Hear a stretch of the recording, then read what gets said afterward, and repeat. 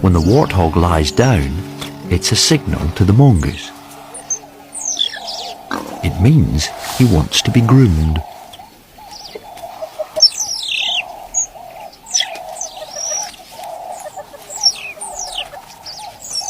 The mongoose sets to work, removing dry or flaky skin and ferreting out parasites like ticks and fleas.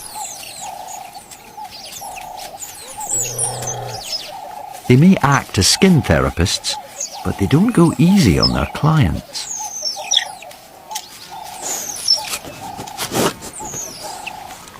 It's for their own good, and the mongoose get a meal as payment. And they reach the parts that the warthogs fail to reach.